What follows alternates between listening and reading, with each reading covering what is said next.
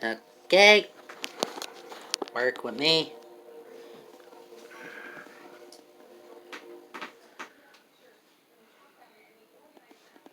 I really need to start doing this before I record. Or actually get a camera and a computer. So, yesterday, I watched the new SpongeBob movie, and dear God, it was funny. Weirdly enough, I thought I would hate it when it would come out. If you're wondering how I watched it, I watched it on Free Cinema. Somehow it had the Netflix intro, so I guess it was a Netflix thing, but I couldn't find it, so I just watched the whole entire thing on Free Cinema. Great app, by the way. But you know what's even weird? The many popular actors in the SpongeBob movie. You know the guy from Bill and Ted, who also played the character from the Matrix movies? He was in it. And the actor who played Machete, who also played that scary uncle in Kid Spies, or Spy Kids. Yeah, it was definitely Spy Kids. That's what the movie's titles are. And, well, at the very end of the movie, they literally showed a goofy, strolling SpongeBob, like a square and stick figures, and paying respects for the creator. That is a good thing. Matter of fact, last week I learned about the actor who played Cole passed away. Kirby Morrow.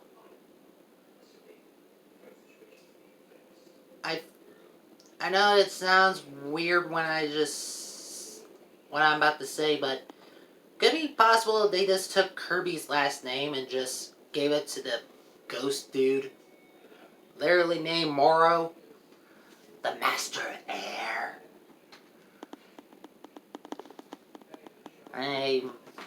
That's the last time I'm gonna move it. I swear.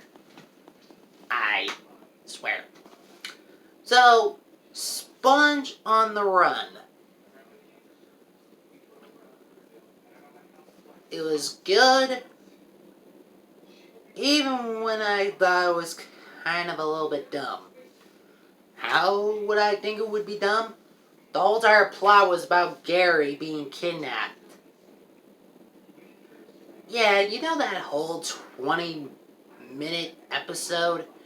Turn that into a full feature film. This time with a Greek god. This time.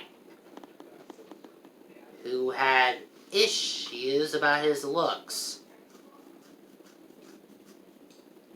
And boy, at the end of the movie, they went far enough. Making him bald, having big teeth, and not actually having muscles, and wearing something to hold back his flabby back. So, what I'm trying to say, I know the message was... I don't know what the message was.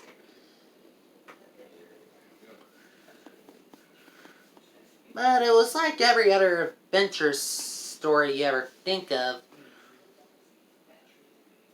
But in this movie, they brought back a very iconic thing throughout the SpongeBob media. The Pattymobile. Alright, I don't have a computer I could do the editing for, but use your imagination. The Krabby Pattymobile is right there. Do your best to imagine that. Now,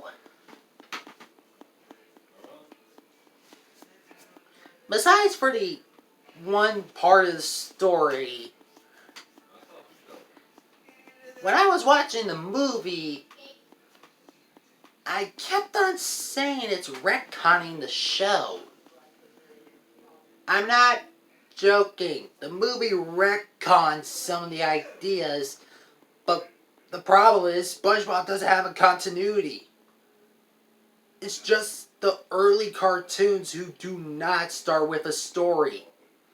It was just to make funny episodes and possibly develop characters, and we could easily just say, oh, that was part of an alternate reality. Or, actually, anyone would. So, what I mean by that is, well, we don't know how SpongeBob and Patrick met by Steven Hillenburg.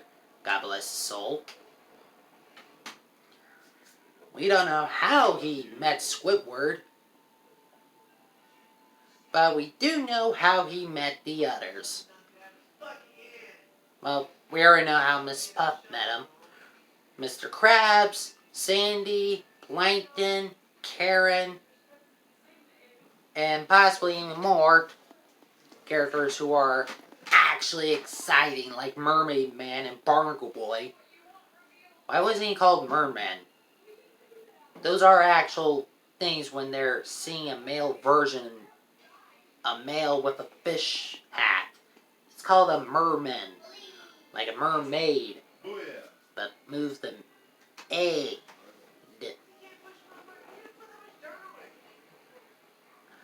So, yeah. In this movie, Patrick, Gary met SpongeBob at a summer camp, along with Squidward, Sandy, Mrs. Puff, Mr. Krabs, and not Plankton, because, boy, I really wonder how that would have gone along. So, I will say, they picked great songs for the whole entire movie. Even some were originals, and the others were just, well, our songs they were allowed to use because, I guess, the rules of copyright? Don't know. But, I will say, the El Diablo song is the best. Why? Because it had the guy who played Machete as El Diablo and Snoop Dogg singing with dancing zombies. Now that is a wordy SpongeBob film if you think about it. Heck, when I saw them in the suit of armor, I say, oh, they're gonna do a Voltron Power Ranger or Voltron Megazord thing. Hoorah! Because each and one of them controlled a different body part. It is really funny if you think about it.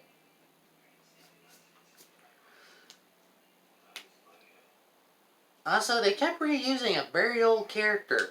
You know that one of those characters you see possibly a few times? That big buff dude with a mohawk with different spikes forming the mohawk. He appears in the background and threatened to hurt Squidward, who hasn't threatened Squidward anyway. And the third role he was in was being the executioner.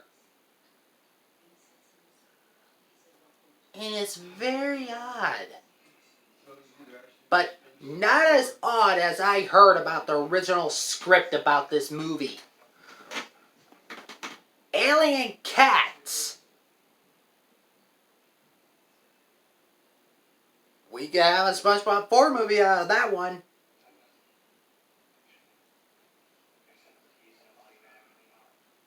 And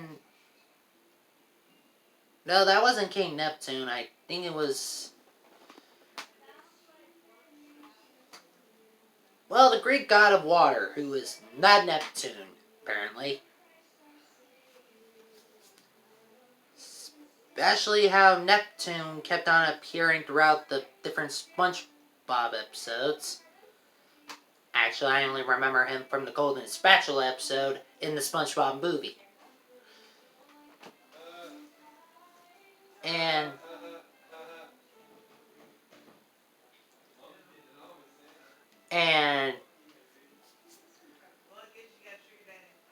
a very odd thing about the movie was it, for some odd reason, I always act out when the thing was too sad or too sweet and happy. I feel like I'm getting a heart attack. Heck, even thinking about those, Irish sad things shrinks my heart, and too happy sweet things makes my heart grow big. I'm not even joking. If I had the clip from the Grinch movie, I'd be doing a whole entire clip about my heart shrinking by making the footage go backwards for the heart. So trust me, I watch very sad things, and well, most things make me sad sometimes. But I have dealt with those, and they still shrink my heart. And things that are too sweet make my heart grow big. And that was my dog walking, or running to the door. Stop. So, the story was actually pretty funny and great. Sure, I didn't want to watch the SpongeBob movie because it was a 3D animation, and I thought it was kind of a little bit... Oh, why does my heart feel like it's shrinking? It kind of looked dumb to me, looking like a very weird version of the time when they made SpongeBob in his superhero second movie. Him coming onto land looked better than the one from the third movie. Seriously, my heart is like this, shrinking because I said that, or even thinking of saying it. I will say, it had sad and typical moments. Coin of Courage.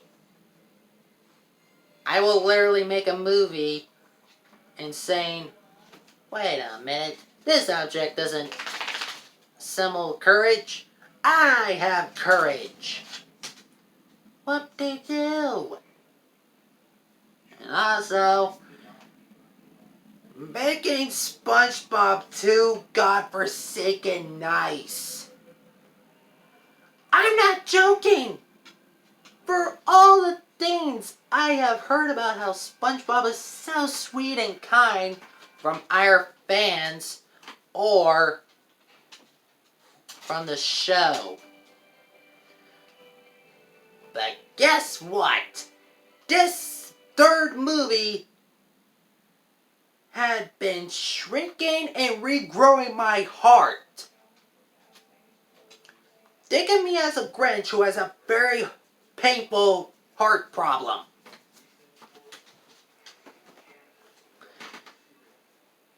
And I really can't stand some of the things in the movie. Because SpongeBob is either too nice or too much a jerk, but for the love of God, Sandy, when she first appeared and came to the Krusty Krab showing a freaking robot, her eyes were standing still to me and looking like she was a dead robot. I will repeat, her eyes made me feel like it was a dead robot. And somehow that shrunk my heart. So that's what Bumshot meant. Our hearts usually shrink when we don't want to admit it. or even when we do emit it, it still shrinks.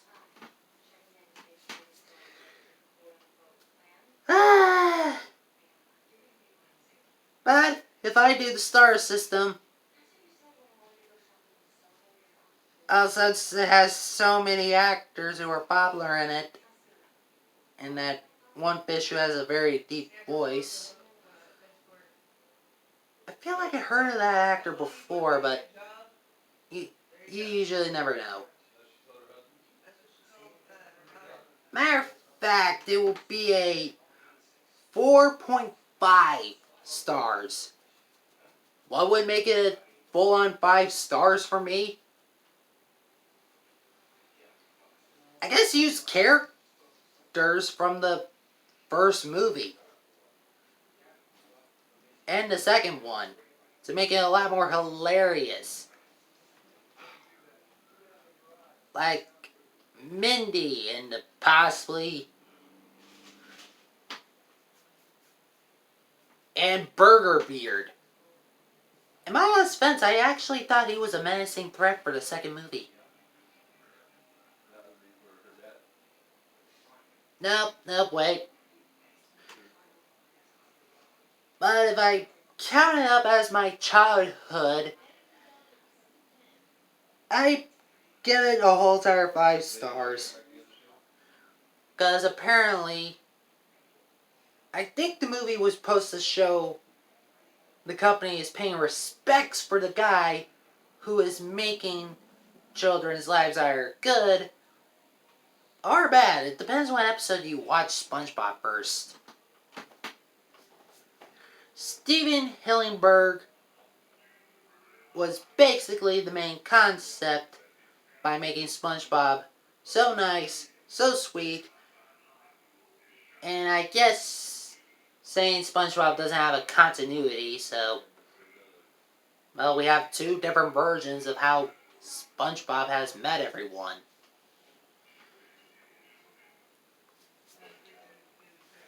And yeah, but I'm giving it 5 stars. So the 5 stars only happened because I believe they were paying I know I possibly said it twice or 3 times at this point. Steven Hillenburg created many childhoods. Heck, even a YouTuber is making a SpongeBob anime. He both made the first episode of sub and the other one dubbed. So, watch Narmak. I think I'm saying his name right. And I'm glad for some odd reason they didn't go with the alien cat idea. I don't know how that would be a paying respects for Steven Hillenburg, but hey, the guy made SpongeBob doing ridiculous stuff before the first SpongeBob movie. And apparently Hillenburg did left after the first SpongeBob movie was made and released. And I'd done my research. Steven Hillenburg partially wrote 3 seasons in the first SpongeBob movie. Anything else coming after that was made by his co-writer. So, yeah. Sponge on the run. I mostly thought he was running away from the cops because he was framed by Plankton. Now, you know that would have been a good thing if the title was true to that one. Goodbye! And I was thinking stealing from Caddy, if it's, the birthday and beautiful thing. But, nah. I'm not running with Sonar. Heck, I even don't want to rob him. Bye!